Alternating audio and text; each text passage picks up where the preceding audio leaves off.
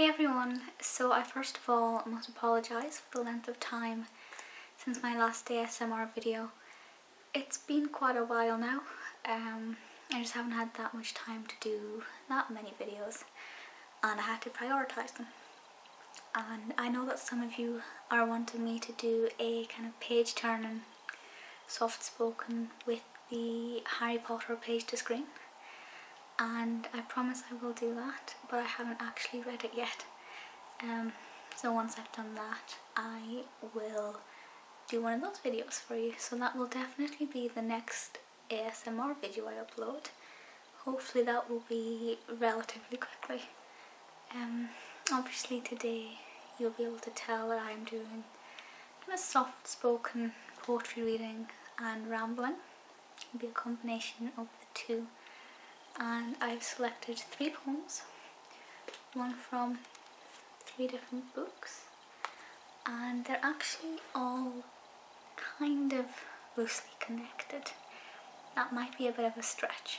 I'll talk a bit about them first and then we'll get in with the poetry readings. This won't be an overly long video because they're not too long poems, they're quite short. Also please forgive me if you can hear any weird noises. I'm filming in a different room, so please let me know if you prefer the lighting, but that means that my cat is in the room and she may be quite naughty, as she sometimes is. So as you can tell by the title, I'm reading a poem by Byron. This is from this book, and one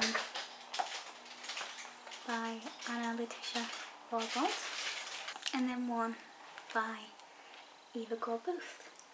So the reason that they're all connected, despite all living, well, Barbauld and Byron lived very close together, but the reason they're all connected is because of Hampstead. Now Hampstead is one of my favourite places and I love how they kind of all come together, because Eva Gore-Booth is buried at St John's at Hampstead churchyard. It's a really, really beautiful grave, and she used to live in Frognall, just round the corner from that graveyard. But if you go the other way to the other street next to the graveyard onto Church Row, it's popularly believed that Laetitia Barbauld used to live there. And if you continue round, you come to Branch Hill first of all, which is where Byron's wife lived at temporarily. And if you follow that all the way around, you get to the heart of, or one of the hearts I guess, of Hampstead Heath, where Byron allegedly stayed there with Shelley when they were visiting D.H. Lawrence. So all 3 of them have connections with one pocket of Hampstead. So that makes me quite happy, so I thought it'd be nice, plus they're all B's, Gore-Booth, kind of, and to select poems from all 3 of them. So I'm going to start with the Gore-Booth one, because 1, it's the shortest, and 2, I think it's really sweet. So this is called Disillusion, if I can find it. See, there's some page flipping as well. And a very naughty cat who is crinkling on a bag. You may have been able to hear her. Yes, we have Disillusion. And that is it. That is the length of the poem. But I think it's really, really lovely. When I was young, the sirens were most fair, golden harps and golden hair. In a strange golden tongue, their songs were sung. Now I am old, the muse is all my care. She is more fair than sirens manifold, when one is old. It is a very short poem, but I think it's very emotive, very moving, and especially when you've been to her grave and I guess you've faced Gore-Booth's mortality and you've seen it. It's very sweet and very moving, and I think it's one that I'll read quite a lot of hers. So that is the Gore-Booth one. And there are quite a few reprints of her poetry books, some of them more expensive than others. Obviously the conditioning of reprints are never amazing, but definitely recommend you read Gore-Booth if you can. I love her so much and she's one of my favourite people ever. So I think we'll go with the Byron one next. Usually I end with Byron, but today, never mind. So this is from this little hardback book. This is Byron, passionate, romantic, beautiful illustrated copy with a whole host of illustrations in it. And I wasn't sure to begin with which poem I wanted to read from this, but I found it and I'm really happy with my choice. So I'm reading If Sometimes in the Haunts of Men, which is here. Sadly there are no illustrations to go with this one.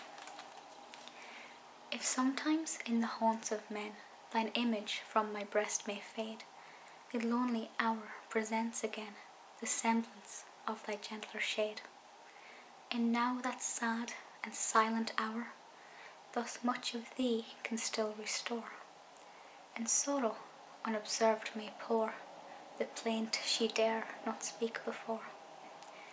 O pardon that in crowds awhile I waste one thought I owe to thee, and self-condemned appear to smile, unfaithful to thy memory. Nor deem that memory less dear than then I seem not to repine. I would not fools should overhear one sigh that should be wholly thine. If not the goblet passing quaffed, it is not drained to banish care. The cup must hold a deadlier draught than brings a lethe for despair. And could oblivion set my soul from all her troubled visions free, I'll dash to earth the sweetest bowl that drowned a single thought of thee. For wert thou vanished from my mind, where could my vacant bosom turn? And who would then remain behind to honour thine abandoned urn? No, no, it is my sorrow's pride, that last dear duty to fulfil. Though all the world forget beside, 'tis meet that I remember still.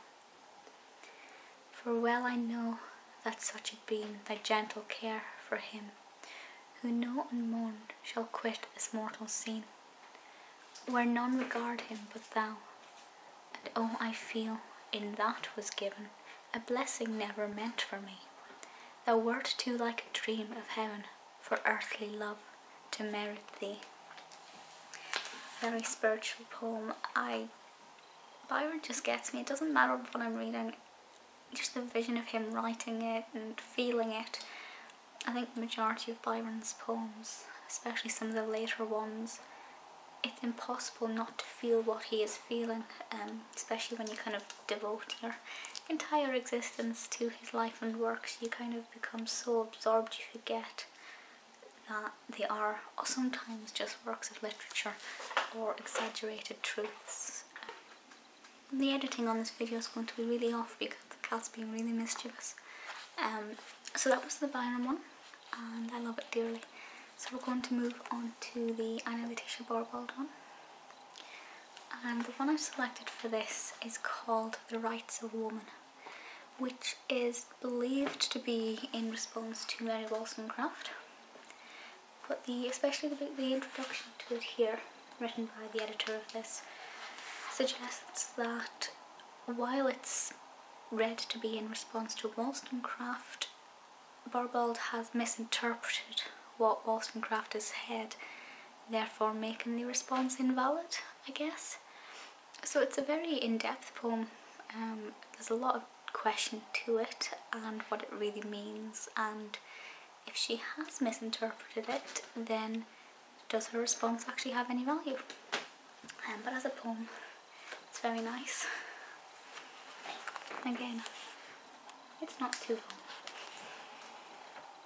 Yes, injured woman, rise, assert thy right. woman too long degraded, scorned, oppressed, O born to rule, impartial laws despite, presume thy native empire o'er the breast. Go forth arrayed in panoply divine, that angel pureness which emits no stain.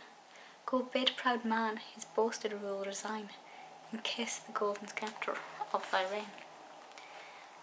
Go gird thyself with grace, collect thy store of bright artillery glancing from afar. Some melting tones thy thundering cannons roar, blushes and fears thy magazine of war. Thy rights our empire urge no meaner claim, felt not defined, and if debated, lost. Like sacred mysteries which withheld from fame, shunning discussion, are revered the most.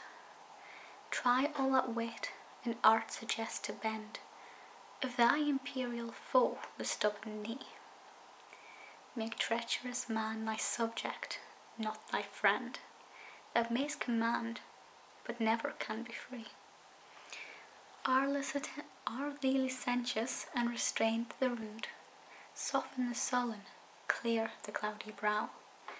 Be more than princes' gifts, thy favours suit, she hazards all, who will the least allow. But hope not courted idol of mankind, on this proud eminence secure to stay. Subduing and subdued, thou soon shalt find thy coldness soften and thy pride give way. Then abandon each ambitious thought, conquest or rule thy heart shall be feebly moved. In nature's school by her soft maxims taught, that separate rights are lost in mutual love. Obviously being an admirer of Wollstonecraft and also Barbauld. It's very interesting to read and very interesting to think about, and I don't know enough about it to pass an opinion on it, on whether it is a response and if she has misinterpreted it. But I will definitely be giving that one further investigation. Unfortunately this is a library book, but I will definitely be looking to invest in my own copy, as I am quite fond of Barbauld. So that is the three of them. Out of the three poems, I'm not sure which is my favourite. While I'm inclined to say Byron, as I always am, I actually think I prefer Disillusion this time. Gore-Booth. But I hope you enjoyed those poems. If you have any suggestions for future readings, let me know. As I said, the next ASMR video, completely forgot what I was saying, that I do will be the page turning for the page to screen, but it's like this big and I haven't even started reading it yet, so hopefully that'll be quite soon. The cat's about to knock something off the table. Let me know also if you have any suggestions for any other videos of any nature, because I do obviously quite a lot of varied videos and I love to hear what you enjoy watching. But let me know your favourite poems, either from the ones that I've just read or anything else that you particularly enjoy. And I'll see you next time. Bye!